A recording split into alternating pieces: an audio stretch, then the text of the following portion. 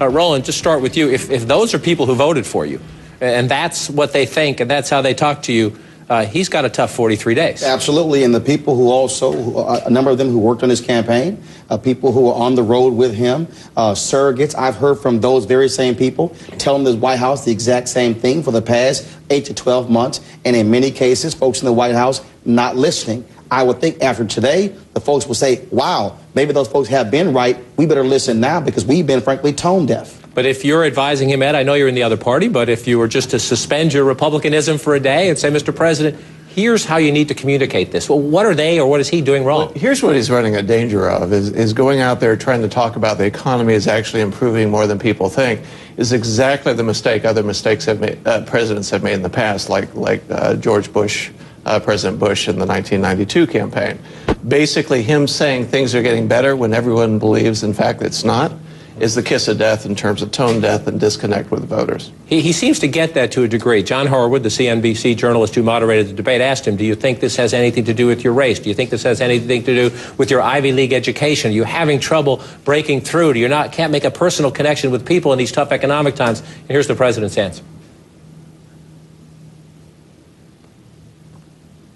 Oh, that sounds, let me read what the president said. Here's my suspicion. I think that when the unemployment rate is still high and people are having a tough time, it doesn't matter if I was green. It doesn't matter if I was purple. I think people would still be frustrated, and understandably so. But even if he's right there, he still has to try. Listen, I think what we've got here is you got impatience. I mean, people were angry as all get out in 2008, and they're still angry. But the fact is we've had 8 months of private sector job growth. We didn't have that when he came into office. But the problem is, Ed is right. You cannot go out and explain to people how great everything is if that's not their perception. So part of this is the famous Bill Clinton empathy question. Do you empathize with people? Do you care about them? And then what are you doing? What are the small business jobs programs? And where are you taking the country? But why is he failing or not succeeding at the empathy test? In all due respect, it's not impatience, it's arrogance. You know, he gives us a $787 billion stimulus that was supposed to create jobs. Instead, we get 2.5 more Americans unemployed. So what does he do? He comes back and says, let's do round two. It won't be as big as round one.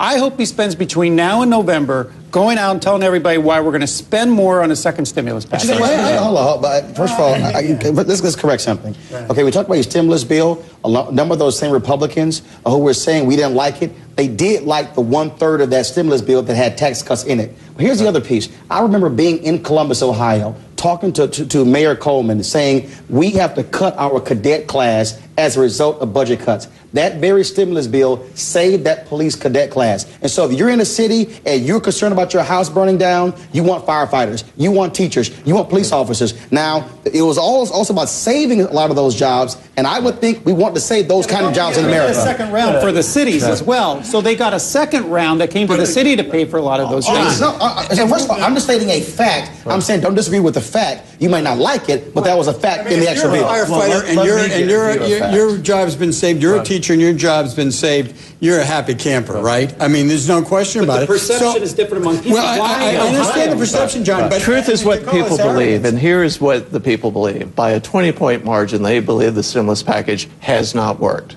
period.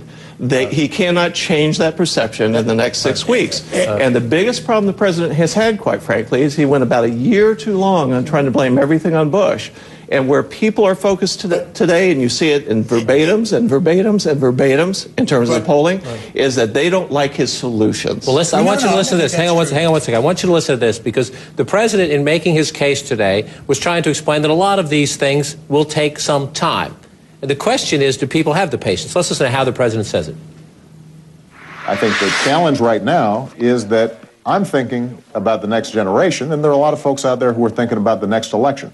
Now, on the one hand, you can make that argument. Some of these programs will take 3 or 4 years, but on the other hand, you risk there, don't you, as sounding like I'm smarter than you. You have to trust me here. This works. That's tough. In the context of a campaign with 2 months left, that is a very tough argument to make.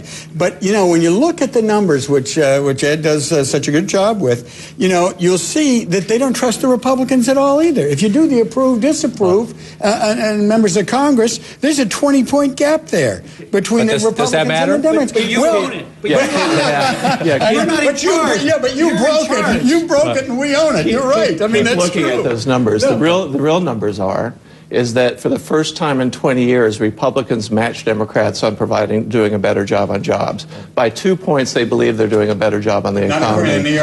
By 15 points. And John, what also has to happen is, look, the president cannot be the only person with this administration going out there. One of the criticisms of him, what's the problem with big business? Well, typically your commerce secretary is out there dealing with businesses. Where is Locke? You have to have Sean Donovan with HUD dealing with housing. Where is Hilda Solis? My God.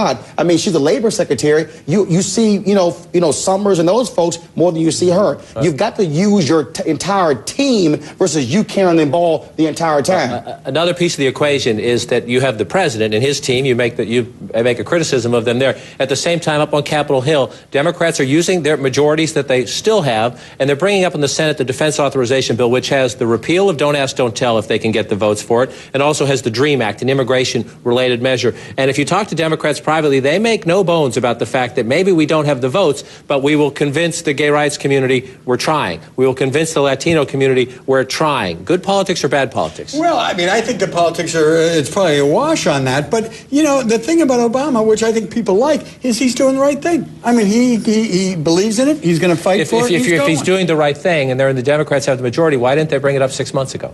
Well, this is the defense appropriations bill. Can't vote against that. It's a good time. You got the DREAM Act, which is basically a new pathway to citizenship for young adults, or here by just simply showing up and going to school. Special, or the military. They get special in-state rates to go to colleges in those same states.